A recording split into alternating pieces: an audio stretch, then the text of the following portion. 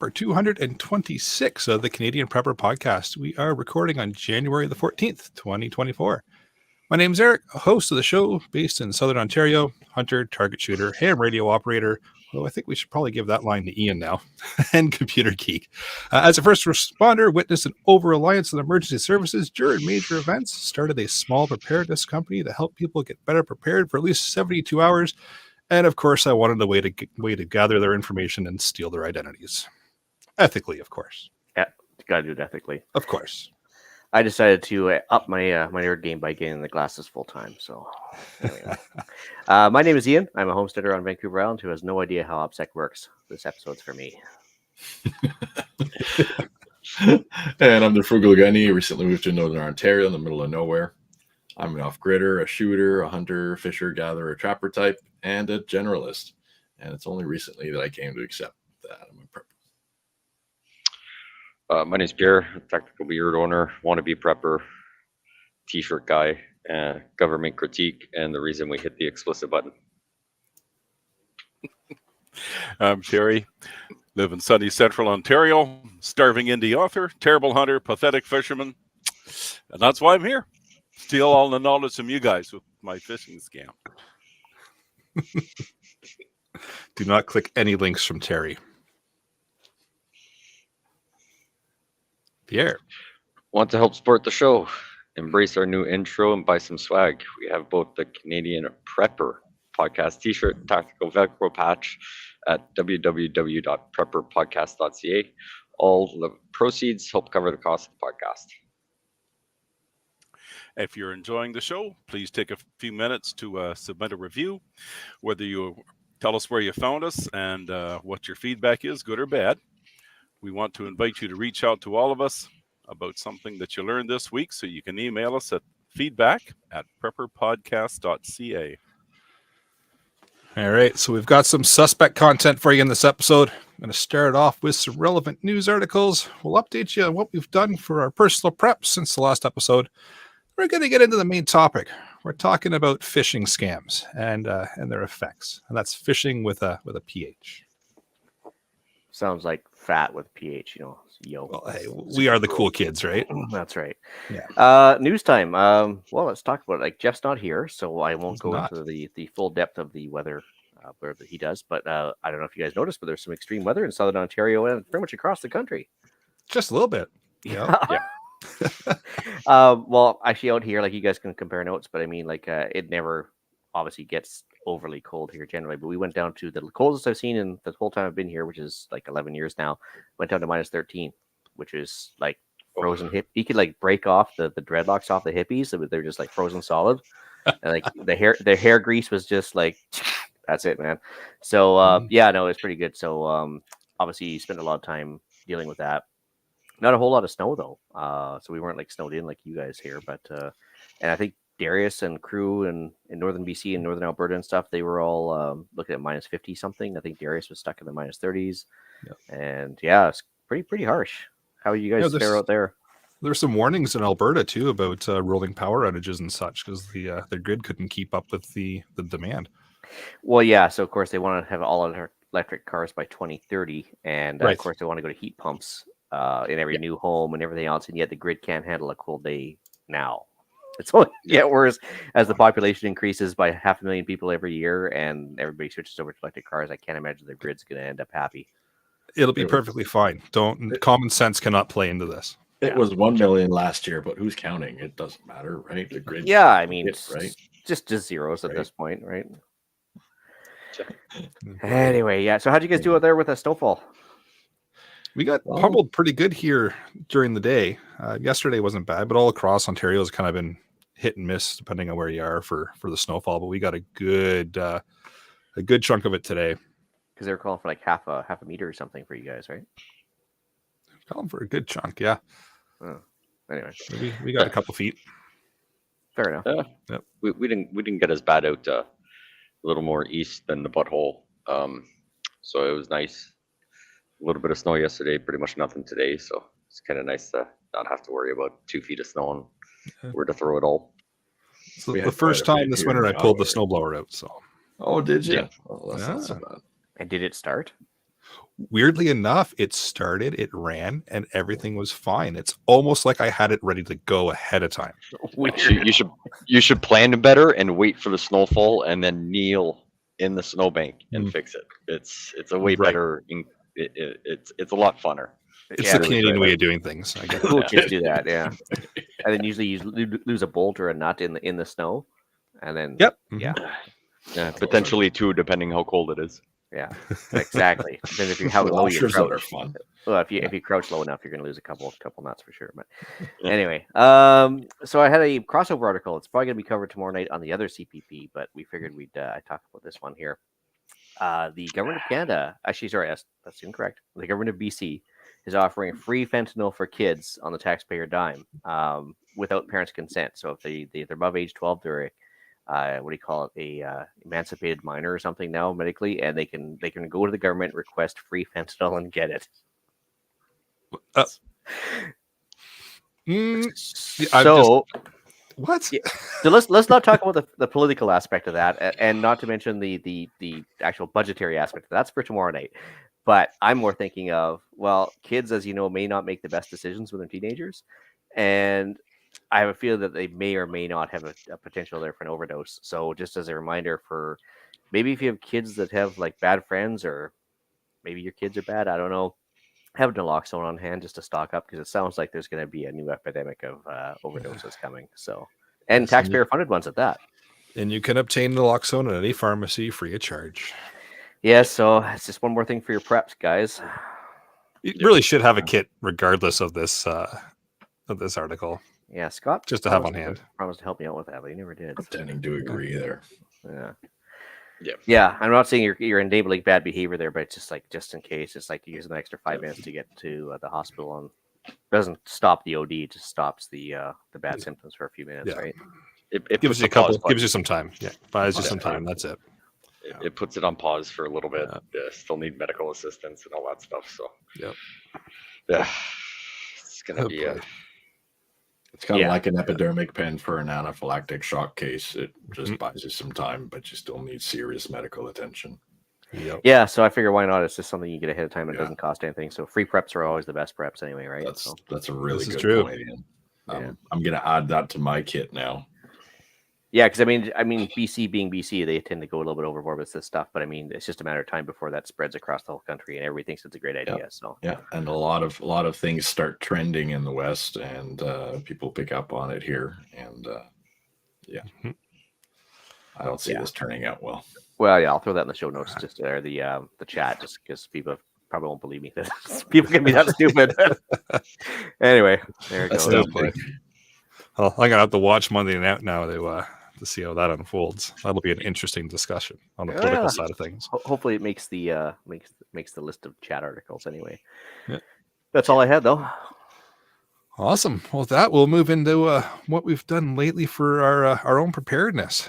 So for myself, got some rounds downrange. So like I mentioned in the last episode, I'm trying to get out to the range a little bit more consistently. So had some free time, got to the range, put a few holes in paper. So that was good to get out. Of course, I brought the ham radio with me, so everybody calm down. I had that with me at the range as well. So that was good. Got ready for the impending snowmageddon that fizzled into nothing, but then reared its head today. So it was just a day late. And did a little bit of water system maintenance. So I know I mentioned that every once in a while on the podcast. We're on well and septic here, so it was time to replace out or swap out the UV lights, the filters, and all that kind of stuff. So got that all done today. So we're back in shape and everything's running still. So I must have done something right. Do you have a water softener as well? And a water softener, yeah. Is the salt for a water softener the same kind of salt you use on the roads, or is it just slightly different or filtered, or? That's a great question. I'm pretty sure it's a little bit different. Right. But I can't say as I've ever really spread salt on the road, so I'm not overly sure.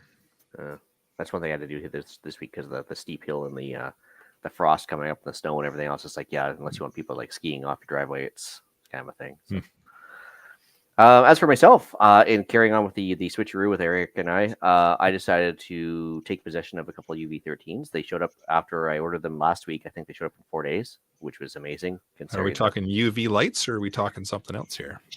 I was getting to that. It was the new and improved Baofeng UV5R. New and improved was a bit of a misnomer, but anyway. So here it is, and it showed up. I got a pair of them showing up. Yes, look at that. And well, good and bad. So I mean, very clear radios. They feel well built. They are well built. And overall, no complaints. It's USB-C charging, all that stuff, but doesn't use chirp, so it's very hard to program. So I had to spend a couple hours cranking away on their proprietary software, which really sucks. To redo all the repairs already done in chirp, and nothing would copy and paste or anything. So because it's a different type of file and everything else, it was a mess. Anyway, so once I got the program though, I'm actually quite happy with them. But they take the same antennas as the UV5R. They take the same everything pretty much, and yeah, pretty nice. Yeah, that's half the fun of doing the ham radio thing, is learning something new. Yeah, because the radio's halfway across the room. Well, I scoured the internet trying to find a workaround to try and get it to work on chirp, and I guess I'm not the first person that had the same issue. But anyway, what are you gonna do? But for $30 a piece, and they're basically the equivalent of a Yaesu, and they're actually really nice. What have you done? Yeah, what have you done? Started it now. Lithium-ion batteries, the whole works, and yeah, it's like theoretically waterproof and all that stuff. But anyways, I also ordered a UV17 because I wanted one of the newest and latest and greatest of the Baofeng line to try and see if I get the air band, so I could pick up like aviation radio stuff in the AM band, and it listens on a couple of HF frequencies as well, and yeah, we'll see it. Yeah, the UVK5 as well also listens to HF now, so which is very interesting. So it's getting cheaper and cheaper to enter the hobby. So yeah, on that note, I also updated the chirp file for the Nanaimo area for where I live, and updated all my UV5Rs because reasons. I had to open up my Faraday box anyway, so I thought I'd update the radios that are in there and give it a kind of a biannual update and all that stuff. So you did some fuel rotation. Had to deal with a deep freeze here. I was a little bit sick for a while, but kind of had to power through that and just sleep a lot and get back to the preps. Faraday box update, we talked about that briefly there, but had to update a couple like file backups that are in there, like the USB keys and the spare hard drive and a bunch of other stuff, and charge up battery packs that were in there, and that's pretty much it. I had a couple Bauer boxes that work off the solar system, and I just rewired those because they were a bit of a rat's nest, so I thought I'd just kind of clean those up a bit because it was cold and I had nothing else to do. I had to go pick up my range key from the range because January 1st they changed the keys out. So in order to keep up with Eric, I thought I should pick up my range key. So yeah, I'll probably next week. I'm going to the States next week for a quick mini vacation. But then once I get back, I'll go to the range probably. And then I had to go to my local gunsmith there, Spencer, and I had to deal with a problem that got fixed fast. But also he finished repairing one of my double barrels, and yeah, very reasonable rates and friendly service, all that stuff, and yeah, so I got to hang out with him and talk guns for a little while until he kicked me out, and that was it. I think I might even have a CGN deal in the works, in the fact that I'm selling one and not buying one. So I'm actually reducing the amount of fishing rods I have, which is amazing. So I got to pay for those radios somehow, right? You feeling all right again? Yeah, no, it's a weird state of mind. It's like a midlife crisis or something. I don't know what's going on. Yeah, that's yeah. I'm waiting to hear you bought a Miata. You can talk to us anytime you need help, brother.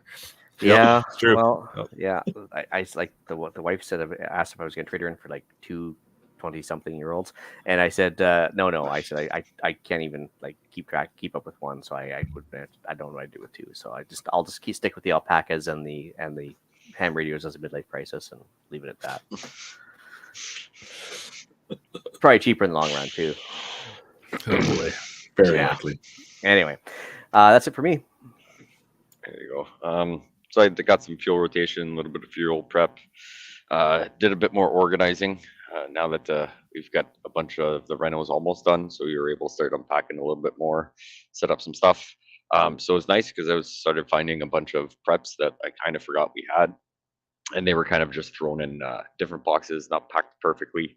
So now we've been able to put that aside, get it through in some boxes and bins, and we know where it is.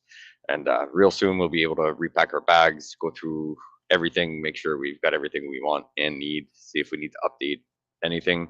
And the nice thing is, if we haven't packed the bags, we at least know where everything is if things arise that we need them. So off to a good start. That's about it for us. Well, what have I done? I went and tossed a little bit of lead down range on New Year's Day with Pierre and my lady. Got a little bit cold near the end, so we packed it in, but we got a good few hours out there. Yeah. It was a good time. What else? I finally finished wiring up my ditch lights on the Taco. What a fantastic upgrade. I'm looking forward to the next storm once I'm out there, because it's going to be a storm when I'm out there. That's guaranteed. So they're really bright. So I'm looking forward to trying those out. I tested the new tires out into the snow. They're doing great. So now that I've completed that wiring project, I'm going to be working on my mobile solar battery pack. I want a video of that and have a complete video of that out there. And we'll be putting that to use pretty soon. I'm also working on something else. It's kind of like an almost super secret project. Anyway, some of you here in the panel know what I'm working on, but I'm keeping it close to the vest, but there will be an announcement coming. So look out for that. That's what I got. Yes, for me, I had a quiet week. I reorganized my vehicle gear a little bit and shoveled snow. There's no shortage of snow to shovel around here right now. So you had to put like a second pair of walking boots in the Ford truck, right? That's what you mean? Oh yeah, you need and those grips for underneath in case you come across some guy with that Toyota and you got to pull him out of the rhubarb. You can use those to get you in and out of the ditch. Oh, here we go. All right, before the whole vehicle wars get crazy, let's move into the main topic, shall we? So when we actually haven't covered, before we can go, we haven't even covered the other fishing yet, have we? We have No, not. so I thought that's what this was about, so I'm all confused. Yeah. Yes. So today we're going to talk about taking your boat out on the water, putting the line in with a worm, and just the different types of fish you can catch. No, we're going to go back to that, actually. I just wrote that down as It's actually a really good idea. Topic item. Yeah, we should. We should actually cover that off. But in reality, this evening, we are talking about fishing, but it's not the kind of fishing where you grab your boat, your fishing rod, your worms, your leeches, or whatever, and go out and see what kind of fish you can catch. At least not that style. We are still talking about a tactic that tries to dangle something in front of you and tries to catch you and pull you, I guess, technically up out of the water and screw you over for a better way to put things. But at its core, it's a deceptive practice where cyber criminals use distinguished communication to try to trick individuals into divulging sensitive information. So it's going to come at you through all kinds of different channels. Most likely you're familiar with the email, SMS, so your text messages, maybe some social engineering if you get that phone call claiming that it's your grandson or somebody overseas in a bad spot and they need money right now, that kind of stuff. And it's important that we're able to recognize these tactics to protect ourselves and our digital assets. So and I know So when Scott gets this text that says, "You've won a free wood gasifier, click on the link below," that's probably a bad idea. Well, the fact that click is spelt incorrectly would be one clue. Well, If you spelled it with a C, I would probably tell Scott to click the link because A, it'd be hilarious. And B, he didn't bother to show up tonight. So, but I'm sure that the number one question that a lot of people who listen to this podcast are wondering is, why do we even care about this as preppers? Right? You're always thinking about things like having your food ready, your water ready, any kind of ways to generate power, like all that kind of stuff. But we're never really thinking about the electronic side of things, or why do I care about phishing and scams and that kind of stuff. So it's important to recognize the significance of cybersecurity and the threat of phishing when it comes to emergency preparedness, especially because it's just such a part of our lives now, right? It's we're daily using the internet. We're daily using communication forms for doing things, and it's built into preparedness as well, right? So the first thing we got to be concerned about is financial security, right? So phishing attacks can lead to financial losses. Financial losses are obviously not good for all kinds of things, but including emergency preparedness, right? A lot of us will have a stash of money put away somewhere, or investments in places, and a lot of people's trust banks for that kind of thing. I know not everybody listening. Some people are going to up and scream at me about that and say, we don't trust the banks. I get that, but a lot of people also do, right? So falling victim to a phishing scam can compromise these, and then as a result have an impact on your preparedness plans, or even just your funding for if something does go awry, because they will drain your bank accounts very, very quickly if they gain access to any kind of information that allows them to do that. Yeah, because I mean, if you imagine being on the road for whatever reason, whether it's a bug out or just a regular family trip or whatever, and all of a sudden that phishing scam does kick in, and you have no credit card and no debit card and an empty tank of gas. Yeah, it's nice to have cash on hand, so that's where it kind of comes into the preparedness aspect too, right? Yeah, or even just having the credit card all of a sudden shut down, like you're in that middle of that trip or something, right? And now what, right? A lot of us are already prepared for that, and a lot of us will carry money already. But a lot of the smart ones will hit you just before the long weekend, because they know you're going to have a hard time dealing with everything, because you probably have plans. These are smart people. It's true. They make a lot of money doing this. Or they steal a lot of money doing this. Well, interesting. I didn't get hit with the phishing scam per se, but I think there was some sort of hinkiness going on. They had the SkyTrain, the local subway system. They had a card reader that was obviously had been tinkered with a little bit, and everybody that's shoving their cards in there, including myself, got their cards. The microchip got erased. Oh, and just go to top up my card, and just chip gets erased because I don't know, there was some sort of scanner thing going on there, and so they shut down the whole machine and everything else. But it was like, oh, that's nice. So and it was on a long weekend, sure enough, just before Christmas. And so that was a new credit card had to come.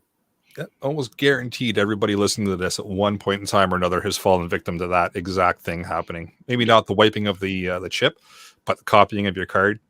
Yeah, it happens. I think they were trying to copy it. They just obviously they screwed up. Yeah, they must have switched their leads or something for the beginning. So who knows, right? Rookie mistake. Rookie mistake. Yeah. But still caused havoc for everybody going through that machine, right? Yeah. Right. And I mean, not even talking about financial and your personal information or whatever. Just imagine how much that can impede how many people dependent on that card to get to and from work or whatever. That could just cause mayhem in the city. Oh yeah. Right. If you take away, let's say 30% of the workforce that decides that, all of a sudden going to work on a Monday, this happens Friday night, Monday morning, nobody can get to work. Everybody's doing everything, it'll cause a lot of mayhem. And obviously, having cash on hand and everything will be helpful. But just think of the disaster of dealing with, 3,000 people that can't figure out how to get on the train because someone screwed up their card. Yep. Oh, it's true. The next thing as well that can have a big impact on phishing is just personal information protection, right? So a lot of people with the preparedness mindset are very keen to the fact that they try to keep their personal information, contained as much as they possibly can in the digital world, right? There's certain aspects that you don't want made public, or information you don't want everybody else to know about. Well, all of a sudden you get compromised and that information is now suddenly available. Then you get into the whole, hey, send us money or we release this. Majority of the time it gets released anyways. They just want extra money out of you, right? So there's that. And that'd be a huge impact to a lot of people who have that kind of value on their personal information. Digital preparedness. So again, we're using digital tools for communication. Usually you'll use a lot of online platforms for information, coordination, resource sharing. Successful phishing attack and disrupt that digital prepping efforts. So if you're into using computer systems and such for your preparedness, all of a sudden you get compromised. That could be completely erased, and all of your work that you've built up over the years just suddenly poof, gone, right? Or it just gets compromised and you have no idea it's even happened. And then let's say shit hits the fan. Well, somebody else already knows what all your plans are. So Bad day. that's a bad day. Yeah, we actually got a question here as well. Is using the tap function for credit cards susceptible to theft as skimmers on the chip readers? Ooh, so tap, yes, it can I be think so. copied. Yeah. Just this little guy right here. I can copy your card with that. And what's that called again? That is a Flipper Zero. So depending on the technology in the card, of course, but for some cards I can copy, others I can't. It depends on the security that's built into the card, right? But yeah, anything, it's all made by humans. Everything is susceptible. It's just a matter of knowing how to do it and how to get around the security that is built into the devices. So doable, yes. It could take a level of knowledge that not everybody has, but it is doable. But it all depends. The famous computer answer: it depends. Ooh. It's a shame they named after the beloved dolphin like that. But I know, right? It's a great tool. It's so much fun for ethically playing around with things, of course. what is the Flipper Zero actually like? What's it originally designed for? Pen testing or penetration testing. And yes, giggle away, he, penetration. Yeah, okay. But yeah. See, there's the giggle. Yeah. So, but yeah, well, that's actually very interesting. So that's just for like scamming like access cards or skimming, like copying access cards and everything else. they can copy access cards. Anything. Actually, the new and improved ham radio Ian would actually rather enjoy the Flipper Zero because it does all kinds of radio frequency analysis. All kinds of fun stuff. Yeah. That's useful. Yeah, we'll talk later. Very useful. Yeah, we will. Operational security. This is another reason why preppers should be concerned about phishing attacks. Right? So phishing attacks could undermine operational security by providing malicious actors with information about your plans, your supplies, your stockpiles, community networks. A compromise in your digital security. If you're planning things out and you're keeping track of that stuff on a computer system of some sort, not everybody does. Some would go the old school pen and paper way still, but a lot of people will go towards computer system for getting that all planned out.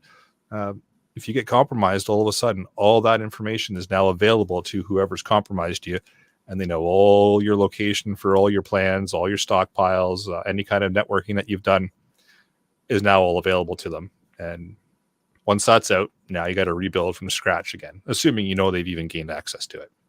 Or they can just watch the show and I tell them where everything is. But well, may as well just call it Phishing Ian. That's right. Actually, it's very interesting. Yeah, especially when it comes to like whether it be passwords. Like some people just have a Word document with here's my inventory. Like and it's not password protected. It's not anything. And even if they have a keystroke monitor, they can still figure out your password stuff. But still, I mean, it doesn't take much to give up all your deets and exactly where everything is if you just have an inventory list somewhere, right? Yeah, exactly. And that's not something you even really think too much about if you're just making it on the computer, because it's just commonplace these days to use, right? Mm-hmm. But if all of a sudden you're compromised, that entire content is very valuable information, and now it's available to whoever just stole it. Yeah, actually, my company actually had a bit of a internal test. They sent out an email to all the employees, and it looked hinky as can be, right? And you're sitting there looking at this email, and it's just like, I'm not clicking on that link. And nothing was said for about 2 weeks. Then all of a sudden, 2 weeks later, they came out and said, okay, so we sent out this email to 53,000 people. Mm-hmm. And yeah, congratulations, 83% of you clicked on the link. Yep. And so they said, if this was a real phishing attack, we'd be screwed.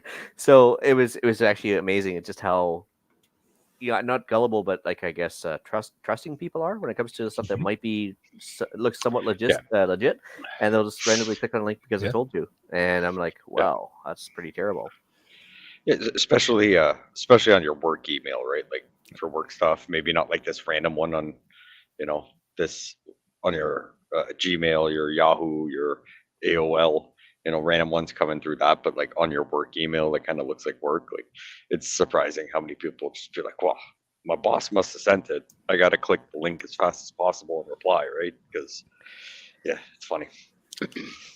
Just to throw out that work email scenario, anybody who has a LinkedIn profile, for example, all it takes, and there's automated tools to do this. You can look up a business, ABC Mechanics, for example. We'll just use that like made up company. I could say ABC Mechanics. I want to know everybody that is a member of that organization. I want their first name, their last name, their email address. And if it tells me who their coworkers are or their boss is, I want to grab that information. And then I can craft the phishing email to make it sound like I'm the boss emailing you, asking for information about somebody else. Oh, and by the way, click this link. And there's automated tools available to do that with just a couple of keystrokes. Yeah, especially when with a lot of corporations, it becomes like first name dot last name at abcplumbing.com or whatever, right? Yep. So it's not hard to figure out what the email is either, right? No, and that's easy too. And a lot of people will publish it. So you know what the format is very quickly.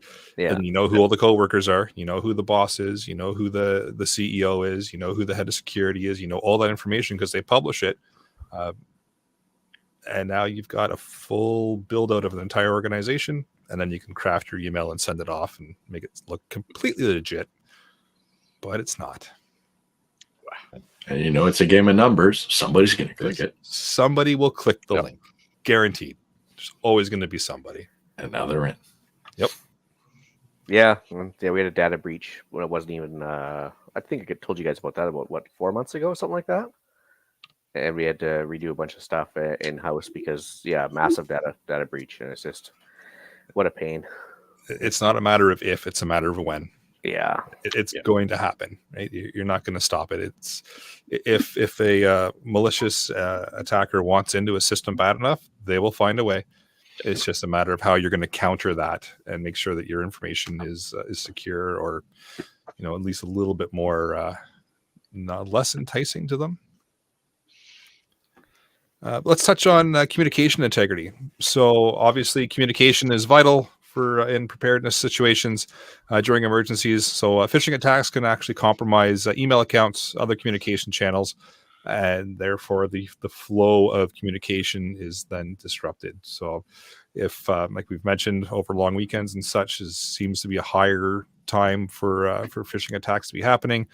So don't think that they're not alive to the fact that the major event is also happening. So now's the time to kind of push that information out, take advantage of it. We even saw that during COVID, a lot of phishing emails are sent out about COVID and information about that. Click this link, get this information.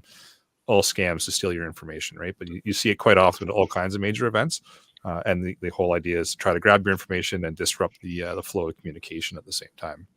So not talking governmental agencies, we're talking about like an actual hacker, like a phishing scam artist. Would it be possible for them to actually not just like block your phone, but assume your number and phone other people, or show at least your caller ID and call somebody or anything else? That's a fun one. Yeah. So there's all kinds of different things they can do with that. Yeah, you can spoof caller ID. That's a thing that is doable. You can also do SIM swapping, which is a thing where they will literally call up your wireless provider and say, "Hey, I'm Ian. I want to change my SIM card over to this phone," and they will answer a couple of the security questions that the provider asks, and then they'll just switch your phone over to their phone, and all you'll see on your phone is all of a sudden your signal gone. Right, your service is gone. It's been swapped over to bad guy's phone, and now they've got access to everything that syncs over with that, which can be a lot of things, including a lot of your two-factor authentication, because a lot of people use text messaging as their second factor. It's now there are ways to protect against that. Just since we're talking about it now, you can call your provider and say, "Do not switch my phone over, period," without certain provisions or certain things in place, and I have to be able to answer certain things or do certain security steps in order for it to happen. It's still in place by humans. There's still ways to get around it, but it makes it harder. And if you make it harder, they're going to move somewhere else. Yeah. But SIM swapping is definitely pretty rampant. Yeah. You have to call your provider, though, to make that happen. They won't do it automatically. Yes. For it.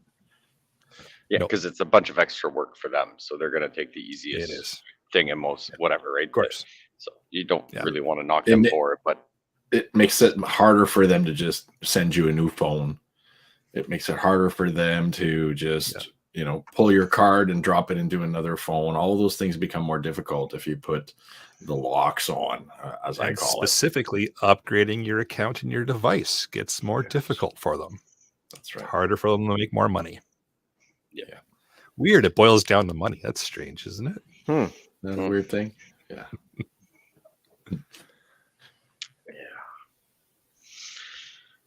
So resource protection as well. So we spend a lot of time just gaining resources, acquiring supplies, tools, equipment. So phishing attacks can target individuals' accounts, leading to unauthorized access and then potential theft of these resources. So again, keeping those lists and information about what you have and where it is, all of a sudden, someone's gained access to that.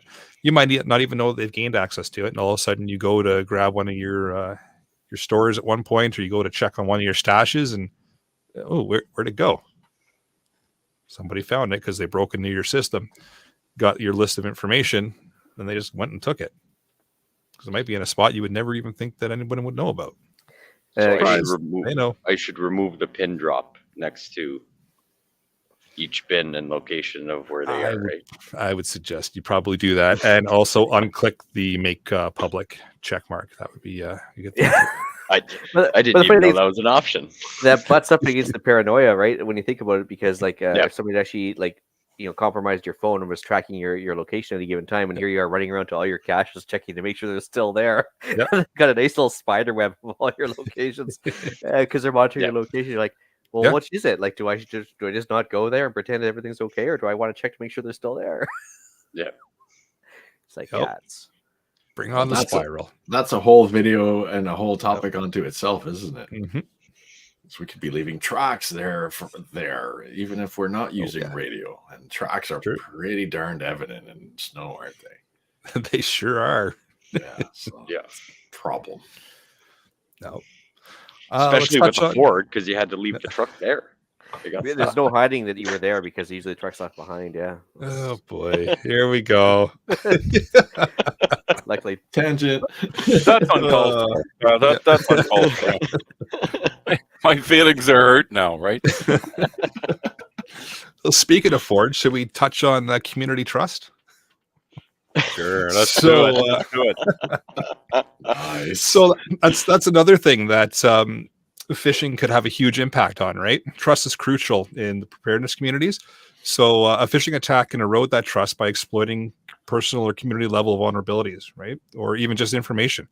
So if you've got that information and now all of a sudden your mutual assistance group is trusting you with that information and it gets compromised, breached, and shared out to whomever, and there's a bunch of confidential information in there that only you and your mutual assistance group was supposed to know about, and now the world knows about it, that's going to lead to some trust issues, right? You can probably rebuild that. You can probably get that back depending on your group and the dynamics. Yeah. But that's going to take some rebuilding and figuring things out and figuring out, were you actually breached, or did you choose to release it, or what actually happened? So it'll take a little bit of time to get over that one. Especially when paranoia is a thing amongst some members of those type of groups. Paranoia in the preparedness world? It could happen, yeah. It's been known to occasionally happen. Yeah.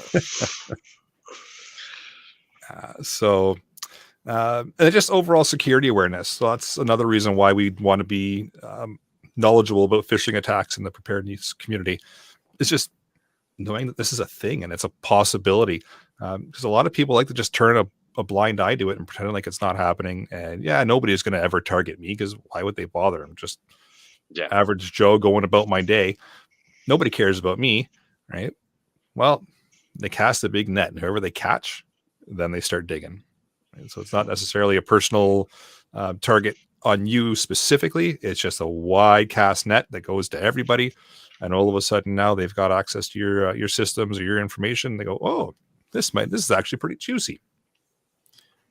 And I'm gonna leave this with you about the overall security awareness for all the preppers out there that have a network. And if you have a network, you should consider yourself very fortunate. But you want to keep that network, and you got to remember that the chain is only as strong as the weakest link. And I know that's corny, but that's the absolute truth. Yeah. Right. If any of you have bad OPSEC or have bad InfoSec, if you're out there spraying all of your info all over the web, if you're not locking down your stuff, and you bring some of these people into your mags, into your mutual assistance groups, well, you could be putting everybody at risk. So you got to consider that. It is more important than people realize. And last but not least, if one of your people gets taken out for a certain amount of time because they're undergoing this kind of attack and they got in, well, now that's one of your people that are offline. And so they're at risk of all of the other stuff because they're no longer in communication with you.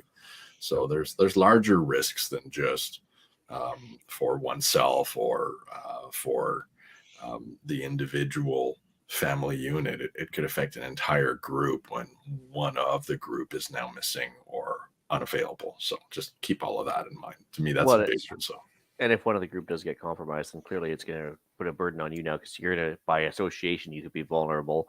So now you have to redo a lot of your security measures as well. Yep. I mean, I might go from 1, 2, 3, 4, 5. Maybe I'll go like capital A 1, 2, 3, 4, 5 exclamation mark now, just to amp it up a bit. But sure. Oh, are we still live? That would be, yeah. That was. Yeah. You're gonna have to change it to capital B now, Ian. Okay, Yeah. capital B. Yes. Yeah, okay. Makes sense. Yeah, you'll be fine. It'll be all right. all is well. Who's gonna come after you? Like, you'll be all right. Yeah. It won't it'll be happen fine. to you. Don't worry about it, Ian. You'll be all right. Just click the link. See where it takes you. All right, cool. Let's get back on that right now. All right. So speaking of clicking links, maybe we should talk about just the types of phishing. Right. So we've kind of touched on why we care about it and why it's something we should be concerned about in the emergency preparedness community. But what types of phishing is there, or what can we realistically anticipate seeing? So I'm pretty sure most of us are pretty familiar with the email phishing by now. Most of our providers are pretty good at sorting out or pushing most of it off into the spam folders. Still, some of it gets through every once in a while, but you'll get fake alerts or notifications. Or they're going to mimic a legitimate notifications as well from some kind of provider. So like your bank, your social media, government agencies, like Darius mentioned, the CRA tax scams. Those are going to be coming up in a little bit. Asking for receipts, clicking links. Clicking links is kind of the big thing you're going to see across the board. They need you to engage with something in order to start the attack for the most part. There are times where they don't need you to do anything, but that's where you're starting to get into your more targeted attacks, right? When they're pushing that big net out, they're just looking for whoever clicks the link. Okay, right? Quick question, and this is, I'm only asking because it hasn't happened to me yet. But so you get the Netflix account overdue text or email, whatever. You click on the link. So what does clicking on the link actually do for the attacker? So, but I'll let Eric explain. Yes. First off, it confirms somebody else is on the other end. Okay, that's number one, because they are casting that net, and chances are they're randomly generating email addresses, or they have a giant list of email addresses from a previous breach of a company or something like that, and they're just blasting emails out like mad. So clicking the link, first off, confirms that somebody's on the other end. You'll notice if you have made the mistake of clicking the link, and let's be honest, all of us have clicked the link at least once and gone, shouldn't have clicked that. And all of a sudden, the next month or two, or even week or two, you're constantly getting barraged now with all kinds of other emails or text messages because you've confirmed to them there's a warm body on the other end of that message. And they click, right? So that's the first thing. Next thing is it's going to provide some information to the attackers. So most likely it'll be a footprint of your system. So whether you're using a mobile device or a computer, a tablet, so you'll get like the operating system version, some basic information about your system that you're using. And this is standard. It happens even when you're going to legitimate sites. So it's no trickery or wizardry or anything like that. Even when you go to like Google, they get that fingerprint still of your computer system, but now a bad guy has it. And they're specifically looking for it, right? So now they can kind of craft their attack metric more if they want to, if they're really interested in you. And then chances are what they're really after is just your credentials. So you click that link, you get presented a screen that's going to look like Netflix. It's going to look completely legitimate Netflix for the most part. And you're going to punch in your username and you're going to punch in your password. That is what they want. Because as soon as you hit log in or connect or go or whatever the button says, boom, now they've got most likely your email address that you would use to log in to Netflix and the password that you've used. Fun part with that is most likely you use that password somewhere else too. Oh, 100%, especially Yes, for so- older people. Mhm. Myself and older tend to Just read a lot of everybody. tend to read a lot of Everybody. the same passwords just Yeah. for ease more than anything else, and rarely change them. I'm sure, right? Exactly. So now they'll reach out and they'll try to find all the other sites that you utilize with that password, and they'll try to log into all of them. And let's be honest, all of us use the same password for at least one or two sites. It's human nature, right? It is what it is. Yeah. Even if you just use it for all your streaming services, but you have 3 of them, like now they've got 3 passwords, and then there might be a security question that can help them get into something else, right? And all those recovery things and all that. So just other than, let's just talk phishing, right? They're sending the mass thing out, not so much a targeted thing. If you accidentally hit, open the link and you're like, tried to hit the back button and your finger slipped and you opened up the link. In most cases, does that do anything other than confirm there's a body on the end? Like, do they start? Most Can likely they not. start? No, like I'm Most not likely- talking about like more like if you're targeted, like someone wants your stuff, that might be different. But just those scams like that you just get all day, every day, or whatever, like Yeah. accidentally opening it you might get an influx of extra stuff. Most most of the time. likely in the non-sophisticated attacks where you click the link, you're going to confirm that there's a warm body on the other end. You're going to get an influx of more attacks over the coming days just because they know you're there. Chances are nothing else is going to happen from that point. Can't guarantee it, but if Yeah. you close that site out right away, clear your browser history, restart your machine for good measure. If you're that type of person that likes to restart to feel better, go for it. And eat the cookies. Yeah, eat the cookies. Yes, eat the cookies, and chances are you'll be okay, right? If you've entered any kind of information, even if you've entered an email address and you've gone, ooh, this might not be a smart idea, too late. Change all your passwords. Because you can actually watch the forms being filled out and see what information's there, even without clicking the send button or the go button or the login button. Yeah. Reset everything. But if you've only clicked the link, You're depending on your probably good. your comfort level and your OPSEC level and kind of how freaked out you are, carry on with your life, take a breath, clear your cache, eat your cookies, carry on. But for those who are ultra paranoid, know that there are more than just a handful of exploits out there that require zero interaction on your part. Just the Zero message. interaction on your part. So if it's truly sensitive, if it's truly that important, just don't trust it to an electronic device in the first place, and you're probably off to a great start. Or get some kind of encryption going, or multiple types of encryption. I would recommend multiples and assume that each one can be broken at some point, and you're off to a better start. But yeah, this is true. I believe whole wars have been lost because people assumed their encryption was good. This is true. Correct. 100%. Yep. They made movies about that. They may have. Yeah. But talking about targeted or higher level of attacks, spearfishing is another type. So that's where you get into your more customized for specific individuals or organizations, right? Often they're using personal information to increase the likelihood of success. So they're going to be doing some pretty good digging into you.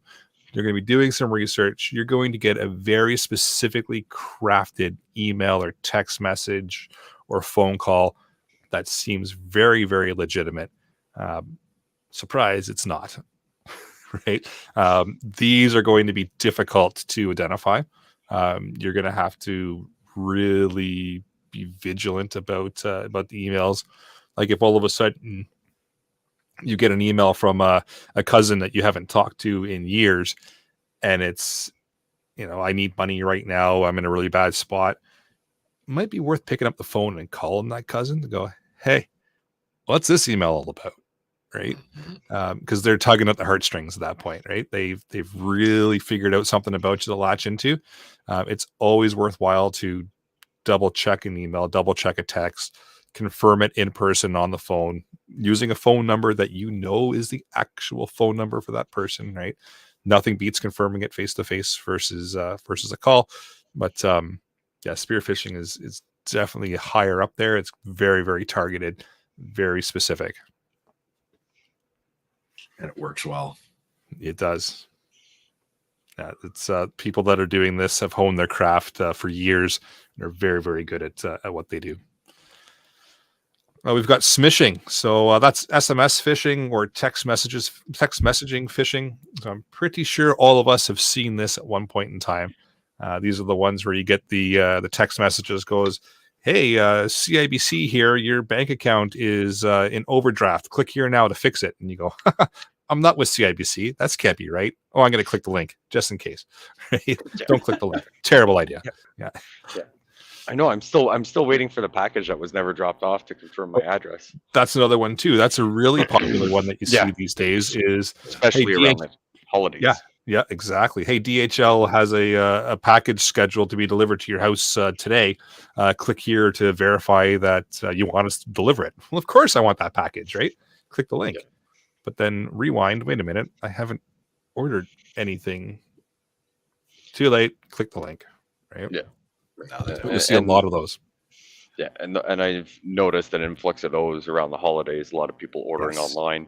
You make an order on Amazon. You ordered 15 things, and they show up in 17 packages somehow. So like you don't know where all of them are coming from. So you're just assuming. Exactly. Right. Yeah, exactly. So they're taking full advantage of the confusion of the holiday season, hoping that you're going to click that link in order to be able to compromise you to get further information about you. They don't care if you click the link and you're just looking for your package. They want the information that you're going to provide them once you click the link, right? That's probably the most popular one right now too, is a text message one, because everybody's glued to their phones all the time, right? So it's not even that. I won't even say it's even for that. Like, have you ever tried to do anything? Like, you used to set up your hydro accounts. You had questions about this, questions about that. Almost everything is done online now. Like the human interaction for anything nowadays is pretty much obsolete, or there's like an extra fee, and it's like, well, you talked to me and I helped you do this, like we're going to charge you $40 extra. Or you can do it yourself, via the computer with the live chat with the robots or whatever. So it's almost obsolete about actually talking to someone, even to set up accounts, confirm things. It's all done online. That SMS just seems like a better alternative almost, because it's such a common thing compared to conversations with people. Well, it's true. And going back real quick to the email part, Dave in the live chat's got a really good point. Work emails are sometimes target of corporate espionage or damage. They might not be interested in you at all. They could care less about compromising you or your information. They are looking to get into your corporation's network. And by you clicking that link and filling in some information, you've now given them a foothold. And then away they go, right? So that's actually a really good point, Dave. Thanks for pointing that out. Yeah, you're just in that giant net they threw out. You're just the step that gets them in. You're just the foothold, and away they go. Phishing. So this is another one. So this is a phone or voice phishing. So how many people have gotten that phone call before where they're pretending to be a relative that is overseas, or hey, we're looking to clean your ducts, right?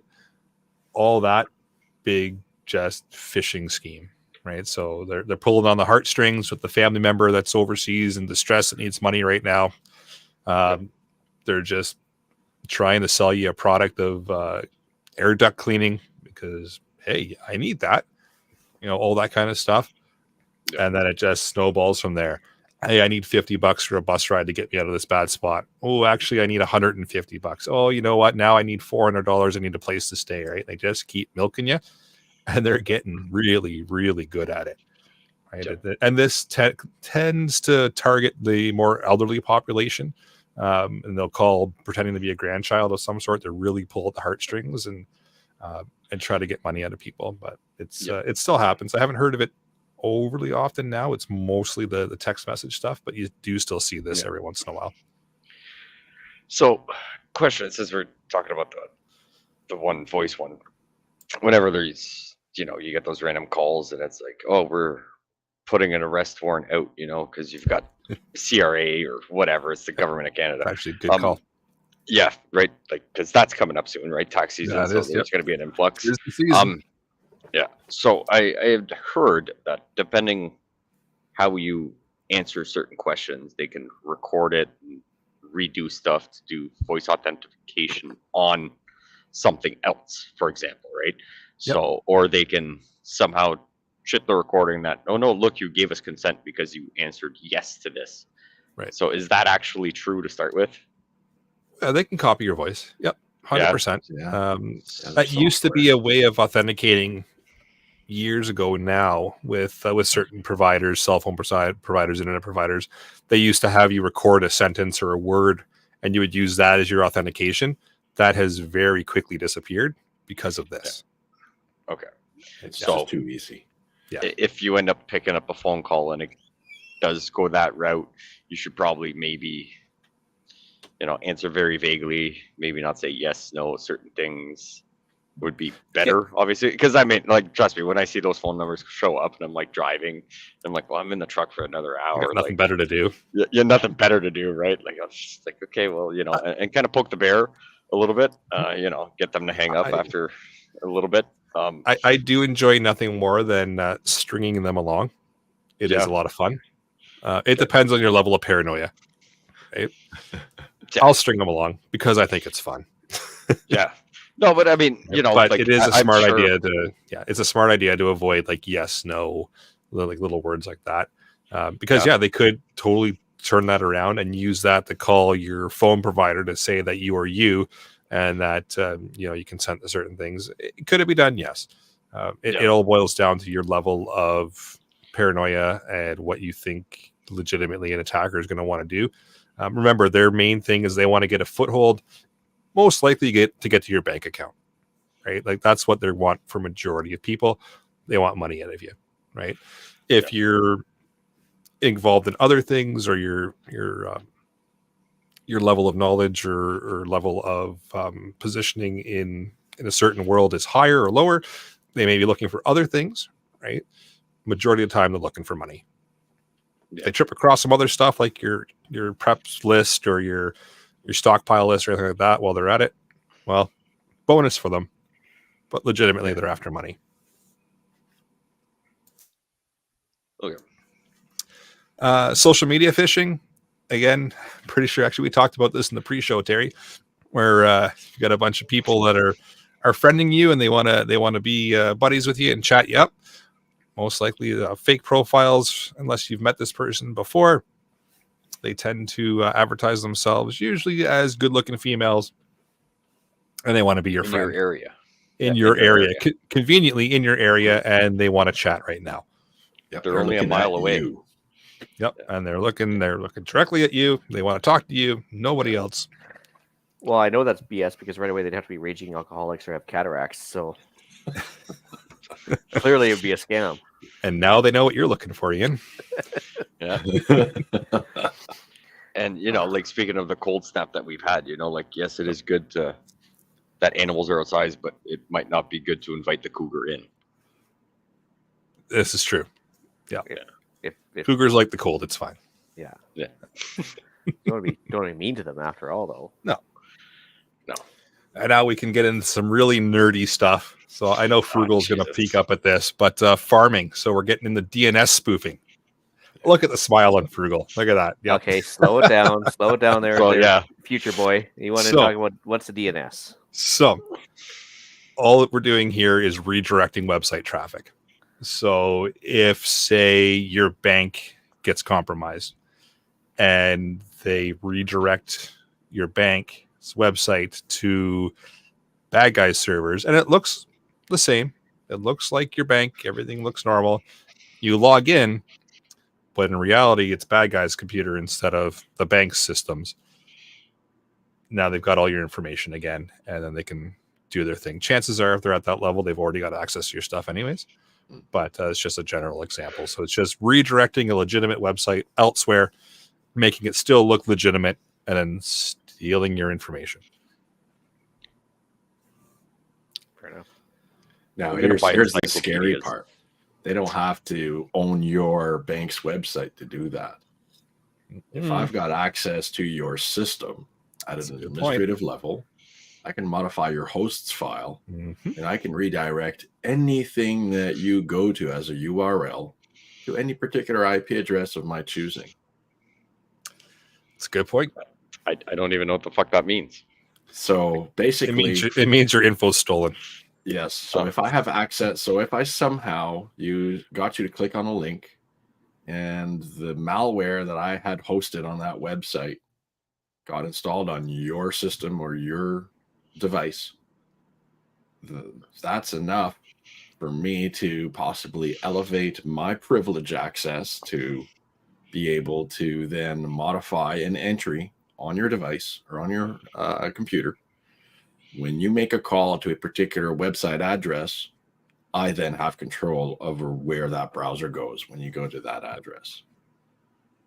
That's what it gives me the ability to do to that degree. So yeah, it's kind of freaky what can be done with DNS redirection. And if I have local access to a system, we can easily do that. Yep. There's nothing to it. It's a line in a file. Yeah, really easy. That easy. Exactly. One line in a file. We should ban ones and zeros, apparently. Just add in a couple twos, it'll be fine. They weren't designed to be. They weren't designed to be secure from ground up. Nope, that's a problem. And if all of you are looking for that, I just want to remind you: the most secure system is really hard to use. It's going to take you multiple steps to get in. It's going to take multiple steps to do everything. It's going to be slow because it's going to be auditing every action so that you have trust in what's going on it. So everything is recorded, and you're going to hate using it. And they'll still get hacked. You won't. And you'll still get hacked. Yep. Yeah, trust me. I have to enter one that has to take 5 steps to enter it, and it still gets hacked. So it doesn't matter. But actually, so okay, serious question now. So DARPA invented the internet back in the day. It was the intranet for EOD stuff back in the day. Yes. How did they screw it up so bad that it was like vulnerable from day one, or is that just the way they like it? Government. I have to question, and again, y'all can throw on your propeller hats here, but I question why a defense research organization would make a private network, up until then private network, available to the public if it did not already have some sort of strategic goal in mind by doing so. Bingo. There you go. So okay, we're on the same page there. So I'm like, so what is that strategic goal? So in other words, the product was free, so we became the product. Yep. We are most certainly the product. Yeah. Look at that. But the question is who's paying to access it and use it? Mm-hmm. Yeah. And it is the question I pose because I don't have the answer. And the more I dig into that area, well, it's when we have to pull out the propeller hats. Yeah, exactly. It's a weird feeling. Yeah. Oh, yeah. Speaking of being the product, search engine phishing. Oh, yeah. That's a nice new one. Well, so, not that new. It's been around a while. New, but it's a new tactic. It's being utilized a lot more, I guess is the best way to put it. So you know how when you search on Google or Bing or whatever search engine you use for whatever it is you're looking for, and those first 3 or 4 search results at the top always filter up to the top, and usually they got the little word sponsored hidden in somewhere. Those are results that are still built around keywords, but somebody has paid a little bit of money to have their results put to the very top. So what the bad actor or malicious actor will do is they will pay that little bit of money to get their link to the very top of whatever search result they're interested in. So you'll click that link. So if you are looking for your banking site and you punch in whatever bank into Google, that search result will come to the very top. Chances are you're going to click the first link you see, and it's going to look legitimate. It's going to say, welcome to whatever bank. You click that link, it goes to the website of the threat actor. It still looks like your bank's website. Surprise, it's not. You put in all your information like you normally would. Away you go. They can even set it up so that it pipes through to your legitimate bank, and it looks like you logged into your legitimate bank, and you might even get redirected to your legitimate bank. So all your banking information is right there, and you carry on as normal. But now they've scraped all your login information, and you log in tomorrow, and your accounts are all zero. but it's getting up in popularity now. Yeah, Google's it's pretty that good easy. at flushing them out, but even if they're there for a minute or two, that's all they need. Yeah, think about the Google searches that happen for a minute, for almost anything. Yeah, it's How easily in a lot of these accessible it is. cases, it's like going fishing with a net. Yep. You're gonna catch. It's just a matter of numbers and flow and traffic and Exactly. breadth. How wide will your net cast when you cast that net? How many names, how many accounts, how many people fall for it? And over time, it adds up. A lot of people out there in the world who are connected and who are tech savvy. And this is more than tech savvy. It's a lot of this goes beyond that. It's always having your guard up in everything you do, everything you touch and see. You have to have that default guard up because, and we haven't gone over all of the other forms of phishing that are predominant out there. There's some interesting ones that are out now. Yeah, we've gone over the basics, what most people will see. Ones. Yeah, those are the big ones, and that trust, was a really good. Sorry, go ahead, bud. I was going to say that was a really good segue into how we can avoid phishing attacks. Oh yeah, that's a fantastic segue. Well, thanks, bud. I'm all about prevention if you can. It's a lot better than having to recover from such an incident. So having your guard up, have your hackles up. Somebody's talking to you and you don't know them, you should probably instantly assume that they want your money. I don't know. Just my experience from running around a city the last few months. Somebody's talking to you. You don't already know them. They're not your friend. You're not there to talk to them. They probably want your money. Tell me I'm wrong, right? No, I don't think you're 100% right. Be skeptical of everything. Yeah, you have to. Best way to be. You have to be. If you're out in the countryside and you're from the city, well, you're going to have some adjustment to do. That's for sure, because it's not quite like this out in the country. And this is where sometimes the phishing works really well, is with folks who are used to being in a community where there's trust. Yep. And they're not used to having their guard up and their hackles up. So city folks are a little bit more hardened to this sort of thing. But if you're out in the country, if you're in an isolated community where, oh my God, there's another human being, I want to talk to them. Okay, you're gonna have to, and you're in the city or out there on the web, you got to rein that in some. 100%. You're just a victim waiting to be had. You're like flashing a big light in the dark saying, come and see me, here I am. 100%. Your social media presence is a big part of that. Scams will either start by finding a target or just spray and pray. Yep. Spray and pray eventually finds you the target. So, which one is more effective?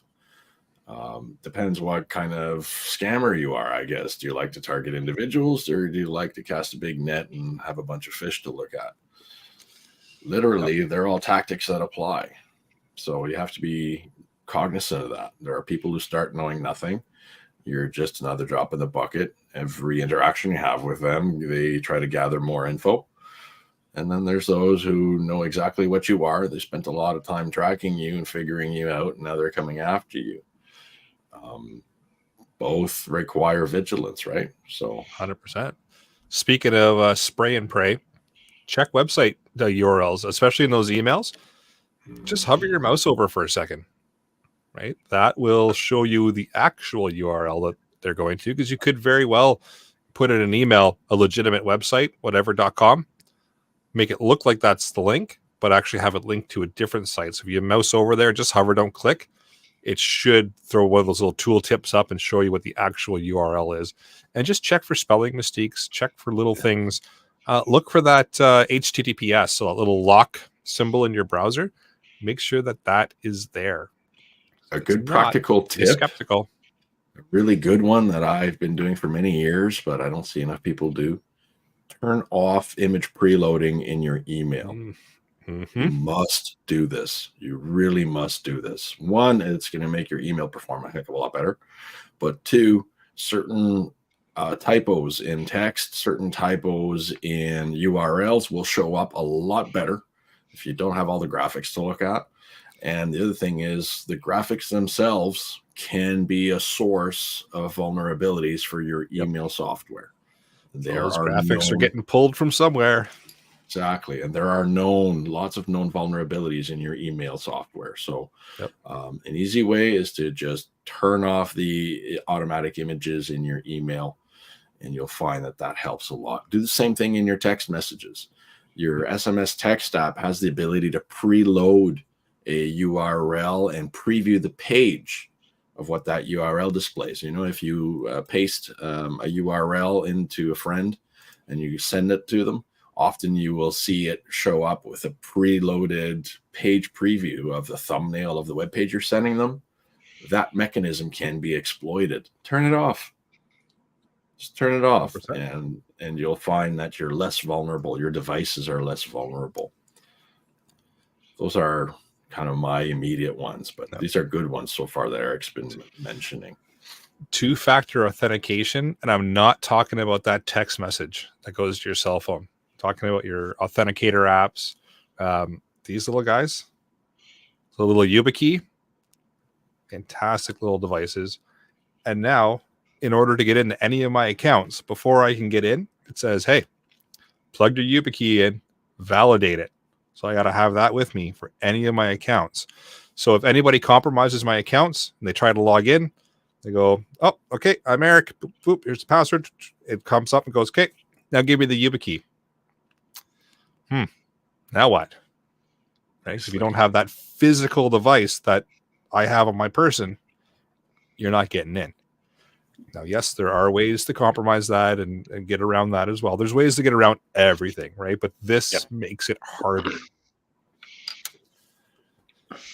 And just educating yourself. So even just listening to this podcast and learning about what can actually happen, right? Because a lot of people will just turn a blind eye to it and pretend like it's not happening, right? So educating yourself, even beyond this podcast, listening to what else is happening down the road. Because tomorrow there will be a new technique. There will be a new way that they're going to do this. So just keeping updated as to what is happening out there with different phishing attacks. Keeping software updated is another huge one. I know everybody hates to do it. Why do I have to restart my computer and do updates? I don't want to. I need to write this paper, do this email. But keeping your stuff updated is incredibly important as well. Because if there's a vulnerability somewhere, you bet that the threat actor is going to utilize it, especially if they're doing some spear phishing or they really want to target you. They're going to know what you're using and they're going to look for a vulnerability for sure. Some reputable security software, going out there and finding a good antivirus can't hurt. So having something running on your machines, or just run Linux. Yep, just learn an operating system that's a lot harder to break into. Learn Linux. Use a variety that's different from what everybody else uses. So that you're practicing a little bit of security through obscurity. And away you go. It's a serious way to get around a lot of these problems. If you're up to trying something new that's a lot more secure, definitely do it. But as always, assume that everything can be broken into. Open source, after all, gives away all of the secrets for anybody with a creative mind to go look at it. So it's a double-edged sword. But at least you know what you're getting. You know what you're paying for with free software. It was free. And it's open source. So everybody can look at it. If there's any backdoors, then they're visible. But like I said, that's the other warning. Other people can get into it too and see what's available to do. But the cool thing about that is when vulnerabilities do show up, they're patched really quickly. Unless you're Microsoft and you just pretend like it didn't happen. Sadly, yes. Well, they probably put the bad code in there anyway. So well, their approach is it didn't happen, and then 4 weeks later, oh yeah, it's Patch Tuesday. Guess what? Something did happen, so we thought we might do something about it. Or they'll try and sell you the fix for it. There's that too. No. Phil in the live chat's got a good point.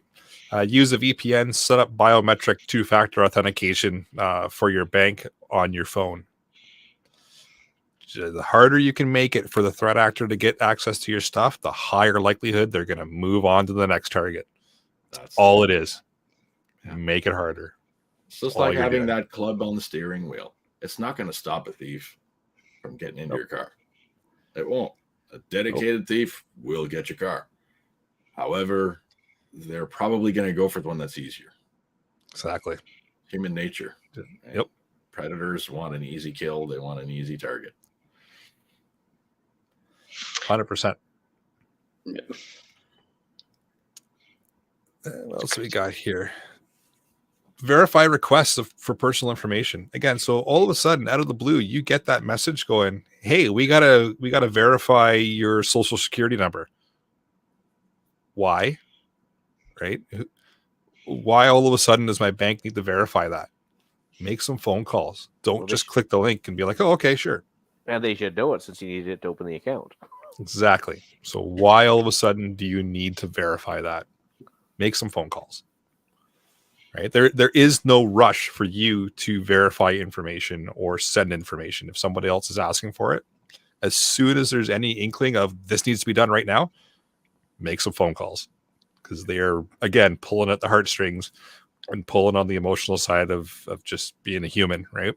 They want you to not think and just rush into sending the information. They want you to bypass logic and get you into fear mode. And I'm not going to get into political here, but politicians use fear mode all the time to try and manipulate you. Scammers are no different. And the easiest way to recognize fear mode is if all of a sudden somebody's talking about something and you're feeling this little angst, just do a quick check on yourself and go, well, why am I feeling that? Oh, is it the language they're using? Bingo. Now you know what to do, right? They're trying to control you. That's it. Exactly. Next on the list here is be cautious on social media. Of course, there's scammers everywhere.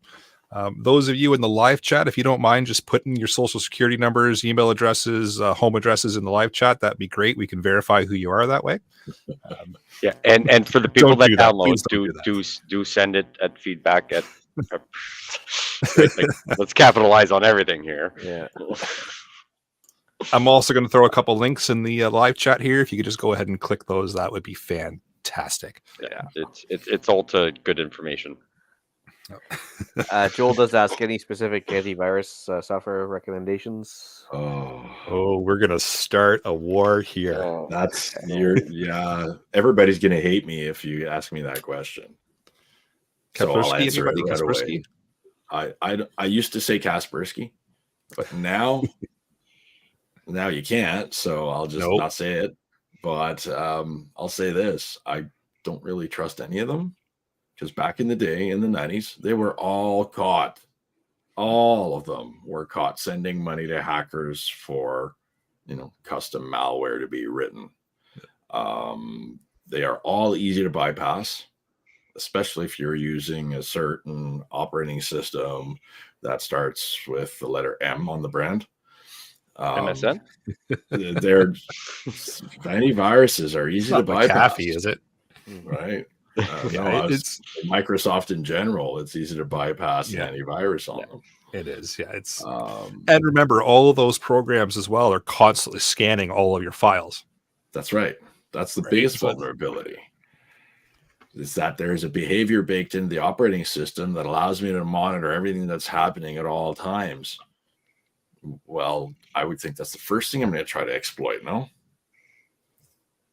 Yes, and there are all kinds of these things. So there's something called, I don't even want to get into specifics. We'll get nerding out, but the idea here is that your operating system is a source of a lot of vulnerabilities. And I've been saying that for many years. To save your money, basically. Save your money. The next time they want you to upgrade that Windows version to whatever, consider booting up with a USB stick and trying out another operating system. It's free. It won't cost you anything. You don't have to install it. You can just try it and run it. So to answer the question, Joel, switch to Linux. Yeah. I'm afraid I didn't answer that in a satisfactory manner, Joel, but yes. Yeah. If you can switch to another OS, try a different version of Linux. If you ask me for a recommendation there, I have a few. The most user-friendly one for Windows transitioners would be Linux Mint, in my opinion, because the Mint and environment Ubuntu. looks fairly Windows-ish Mhm. and it behaves fairly Windows-ish. Though I've had great success with Ubuntu. I've done great with Fedora. Fedora is a great operating system, very stable. All derivatives of SUSE were super stable. OpenSUSE I've used, great operating system. They're all really good. But Well, I will throw a quick ham radio caveat in. Majority of your ham radio software is not going to run in Linux. yes, now there's ways to work around software issues, and this is something I have a little wine will help. Wine helps. If it's a hardware thing, you can redirect hardware into a virtual machine using something like VMware Player or VirtualBox. Those are both great virtual platforms. And when you use virtual software, well, then you can do everything. You can have your cake and eat it too. If you have a fairly modern machine, you can run a virtual machine with almost no performance impact, and it works really well. I've done a lot of cool stuff with VMs. I got to say that. So there's ways to adapt to a new daily driver operating system. And I've been doing it for many years. I did the switch very happily in 2015, 2016, and in those years is when I completed the switch, and I did everything. Now I do almost everything native in Linux. Now and then I switch into a VM, mostly for compatibility with my old printer, because I'm frugal. I don't like buying new printers every year. For those who are wondering what the heck a VM is, it's a virtual machine. Yes, a virtual machine. And if you don't know what that is, YouTube it. There's somebody out there doing VMs. Yeah. And if you don't know, feedback at prepperpodcast.ca. Happy to nerd out anytime. Or just click the link that we've posted. Or just click the link. Yes. Yeah. I don't want to hijack the whole topic, but yes, you can do the switch over. It's very easy to do. Yeah. Ask your friendly local nerd that runs Linux, and they'll probably be super happy to help you out. Or just hit us up on Discord. Or talk to us. Yeah. Link is in the live chat, if you're still willing to click on links at this point. Yeah. The last thing I've got here is just regularly monitoring your accounts. You could be compromised and not even know that it's happened, right? So keeping an eye on those accounts could give you an early warning sign that, something's not quite right here. Oh, so just keeping an eye. It's worth it, right? So even little things like in your account, it might say the last login, and you see that it goes, last login was yesterday. Well, I didn't log in yesterday. That's a clue, right? Little bits of money are suddenly disappearing out of your bank account. And it might not even be large amounts. We could be talking a couple of cents, couple of dollars. They're testing things, right? The C. So just watching stuff like that. Set up alerts on your accounts. A lot of alerts allow you to monitor different conditions and different things. It's worth setting them up. It's an alert that told me that somebody was trying to apply for the pandemic CERB benefit when I was employed at the time. Yeah. So I was able to wake up to that alert. It literally woke me up, and I was able to immediately stop everything in check and take the controlling actions. But it was an alert. So yeah, they're worth it. So to wrap it up, any final comments from any other panelists? Oh, head shaking. No. We went pretty in depth, I think, eh? I think we did. In just kind of wrap it all up nicely. There's various vectors that phishing can come at you. Most likely, you're all familiar with email, text message, possibly the phone calls from the CRA that are coming to arrest you if you don't pay them in iTunes gift cards right now. Just be smart about it. Double check it if you're not sure. Trust your gut on them, because you're gonna know something's not quite right. And just be aware that this is something that can happen, and it can totally impact your OPSEC, your preps, your mutual assistance group, all that kind of stuff can be completely impacted by this, and just your day-to-day life as well, right? Could all be impacted with just one simple compromise. So being smart about it, keeping your eyes open, and just paying attention and just double checking is just worth its weight in gold. Cool. All right. With that, what do we got for the podcast challenge? Well, learn to recognize the methods of phishing and take some steps to protect your personal information online. If you have any questions, you can email me at furrytripod69@hotmail.com. Or not. Sorry, I couldn't resist. That's great. 226 episodes and Ian finally comes out. I'm honored, Ian. Nicely. All right, upcoming events. So we've got the annual Preppers Meet coming up July 11th to 14th. Early bird tickets are on sale, so grab them while you can. Awesome. What do we got for deal of the week? At Cabela's this week, we have the Dakota Lithium 12 volt 10 amp hour battery on sale, 30% off. It's good for solar systems, ham radio, anything you want, maybe even a UPS system for your computer. Who knows? It's on sale till the 31st. You got 2 weeks to play with it, so it's a good deal. Nice, very nice. Check All right, it out. couple of quick shout outs. So new Patreon, Jeffrey and Terry as well. So appreciate you guys helping us keep the lights on and the backup generator fueled. We don't have Jeff with us this evening, so there's no weather blurb because he's out doing something else that he feels is more important than being here. I don't know what that could possibly be. So with that, I'll bring episode number 226 of the Canadian Prepper Podcast to an end. You can find the audio version of the podcast on iTunes, Spotify, Podbean, or of course your favorite podcast app. Please help us out, submit a review. It does help other people find us and does the whole algorithm thing too. And we record these shows live on YouTube, Facebook if you must. And if you want an early peek at the shows, please subscribe to the YouTube channel Canadian Prepper Podcast and click the notifications tab. That gives you alerts when we're going live, and you can contact me on the annual Preppers Meet Facebook page or Terry L. Blackmore at hotmail.com. You can reach me off the wall customizing at Gmail, potentially on the socialist medias, but after tonight, I don't even know if I want to do the podcast anymore. But you can find me here or Monday nights on the other CPP on the Patriot on used tubes at 9:00. And you can find me, the Frugal Gunny, on YouTube, on Rumble, Facebook, Instagram, and even on the CPP Discord.